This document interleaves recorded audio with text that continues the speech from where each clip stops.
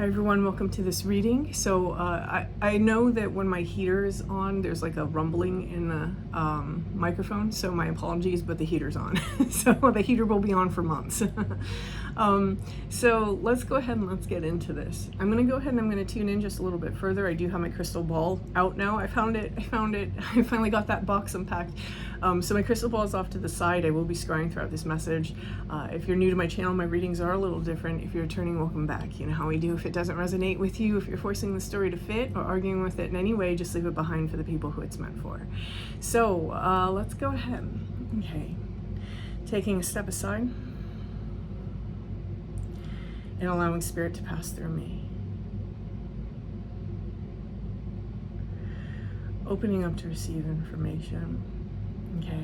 Okay, I just needed to tune back in because I actually received some of this message quite earlier today when I was meditating, finished my own meditation, opened up for the collective message, and then I wasn't able to record right away. So here we are. Here we are now, a few hours later. When I first opened up for this message, I saw a lily open. And when I saw this lily open, there were a bunch of bees that kind of swarmed this lily. And the feeling that I had was that these bees didn't have other flowers around. This was the only one. And so it was very precious to them, right? It was something that they needed.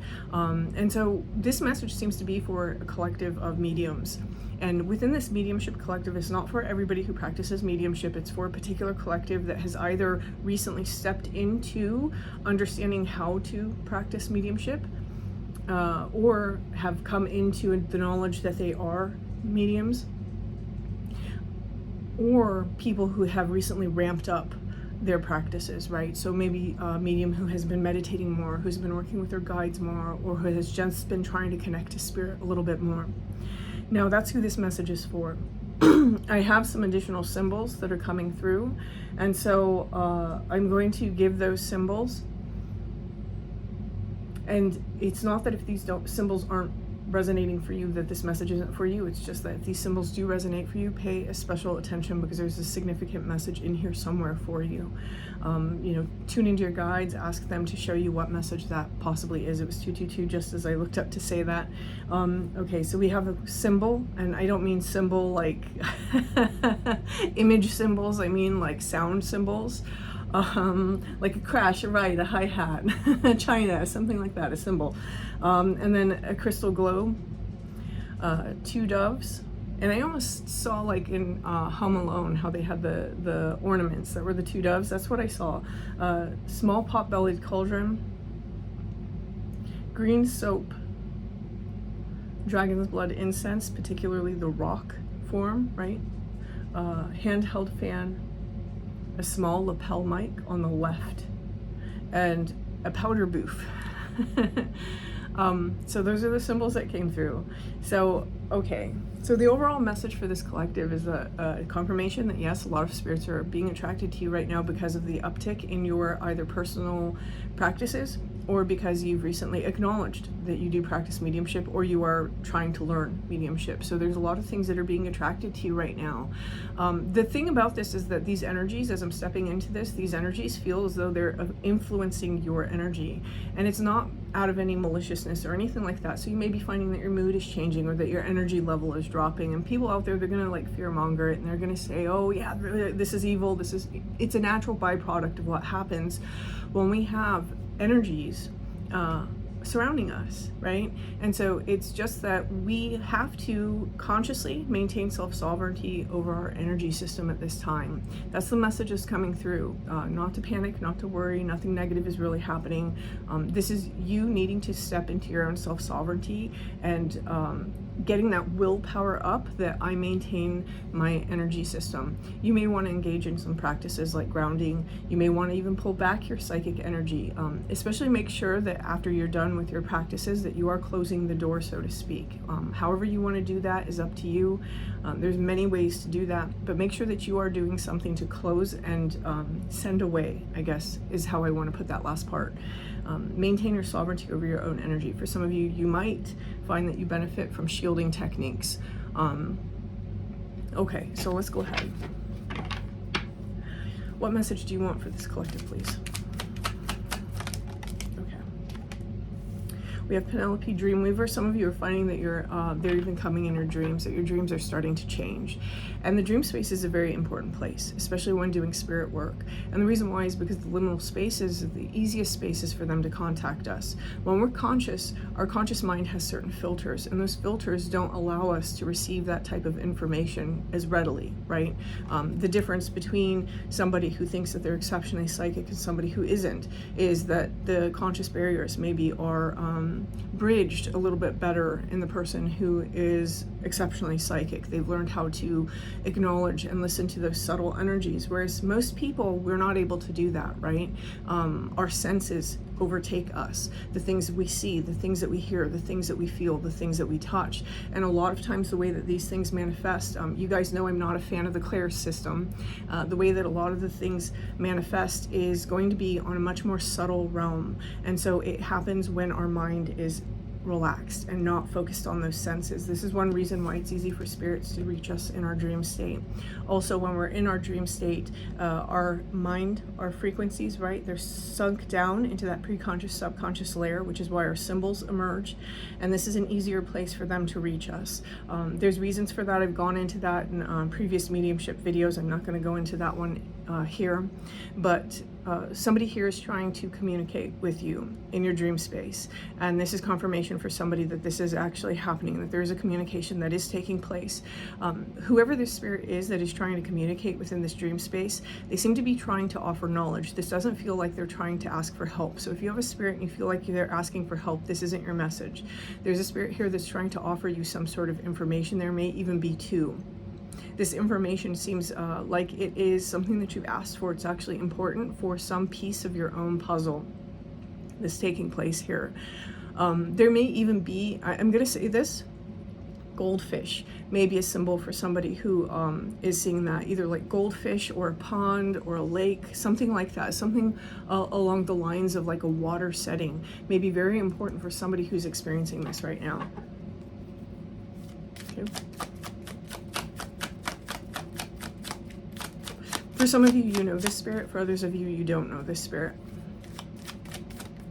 Okay. For some of you, this is very clearly a spirit guide. It's having, right now, for some of you though, I do want to say that there are certain fears that are being projected upon this spirit. We may even have this spirit manifesting in our dreams in a very scary form. And so that may be why this message is coming through and why it feels like it's coming through with some sort of urgency. Sometimes when spirits try to connect with us in our subconscious spaces, inside of our dream space, remember that that really is the arena of our subconscious mind, right? It's our deep mind. And part of our deep mind is also our shadow. And so you'll find that inside the liminal spaces and inside your dream spaces, sometimes things are made to seem extremely scary, because our subconscious, our shadow, doesn't want us receiving the information that this aspect is bringing forward, or that the spirit is bringing forward. Our shadow is very protective of itself and of its space and of its wounding, and it wants to persist. The subconscious mind particularly wants to persist in the way that it is. You know, one thing I always tell people, especially like with overnight affirmations, for example, if you start using overnight affirmations, a lot of people experience nightmares. They experience a lot of discomfort in the middle of the night. They might even wake up and hear the tape say something that it's not actually saying, that's extremely negative. For me, I remember when I first started, I would hear the voices in the overnight affirmations and they would sound like demon voices, right? And I had to ask a friend, like, hey, are you hearing this? And they're like, no, that's totally you. And I would hear it when I was consciously awake too. And it was about 2 weeks that lasted until it finally settled down, because the subconscious mind really resists change. It's holding on to certain beliefs and a certain state of being. Whoever this message is for, that's what's coming through for you, is that you have a lot of spirits that are being attracted to you. They may even be trying to help you learn how to do mediumship a little bit better, or how to connect a little bit better. But for some of you, whatever it is, there's a spirit that seems to be trying to make contact with you in either a liminal space or a dream space, and they seem to be trying to bring forward information. You may be afraid of this aspect. I want to call it an aspect. I'm just going to keep calling it that. So that is trying to bring forward some sort of information.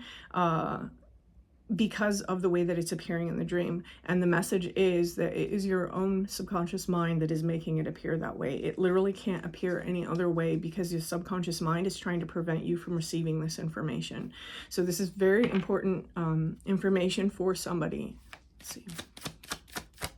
Okay, and the reason why is because this is something that is needed to fill an area of our life or an area of our understanding. When we have the singer of the chalice, this is being poured into, right? This is that love energy, that nurturing energy. This is something that is required for us to feel whole and complete, is trying to be brought into our lives, is trying to be poured into us. For some of you, you really struggled with your mediumship your whole life, and particularly with fear of it. And so this may be a spirit that is coming forward that's trying to give you some sort of solution or some sort of understanding, and it's being prevented by your subconscious mind because your subconscious mind is trying to hold on to some sort of belief. So again, that's not your conscious mind. You aren't trying to hold on to the belief. Your subconscious mind is trying to hold on to the belief. Let's see. Okay. This seems to have to do all about being able to partner with the other side in order to come up with creative solutions for yourself. Some of you, again, you know the spirit. It may be an ancestor. It may be a passed on loved one, therefore. But this, when I see this card, people always say that it looks like a deer, and I agree. But when I see this card, I see two beings who are going in this like head down fall towards a single point. This is a meeting point. And that's one of the meanings of this card, the fawn. It's about where we come together and where we meet. There's other meanings behind this card. I just don't read this card the way that it's traditionally meant. When we look at the number is actually 3 and 5. And so this is a change within our spiritual foundations. Again, our spiritual foundations, I really like to think of those as the beliefs that our subconscious holds, right? Since that is kind of the program that we run on. Someone here is having a lens that's trying to be open, that is going to mean an awful lot of healing. I'm going to say that because this is Tobira of the Waters on the bottom. And for me, Tobira of the Waters is very similar to this energy. This is what's trying to take place. There's some sort of healing that's trying to take place on a very deep level through this energy. However, the thing that is getting in our way again is this, right? When we have these two cards, this is Dominus Gloom, and this is the Soul Shrinker. There may be some sort of aspect of ourself that believes it's a victim, or that believes these negative narratives, right? We haven't necessarily, and this is why the message came through about this, we haven't necessarily stepped into the full sovereignty of our own energy. And you have help that's trying to show you how. This is about the truth about ourselves, right? We have Sylvanus showing up next, and I'm being told this is the last card. Sylvanus takes this mask off of this woman so that she can see herself truly. Before that, she was covered. She couldn't see her own face. She couldn't understand her own identity, the truth of herself. And here we see with these beautiful wings that she had a lot of ideas. She had all these ideas about herself. There's a spirit that is trying to communicate with somebody that is trying to open up one's ideas about themselves. And this will successfully remove this type of energy from some area of your life that seems to do with this. Places where we lack, places where we don't necessarily feel loved or feel that we love ourselves. Places where maybe we feel abandoned. And so I don't know whose message this is, but this is very beautiful energy. You seem to have some help coming from the other side. If you have been experiencing this spirit in dreams, in liminal spaces, in meditation, for example, and it has been appearing in a very frightening way, just remember, not everything is as it seems, and not everything has to appear appealing to us, right? We're the ones that kind of create that rule. So I'm going to leave this here, whoever this message is for. Good luck with this energy. This is, it sounds like the start of a very interesting adventure. If this resonates for you, please hit that like button. Feel free to leave me a comment. Until next time.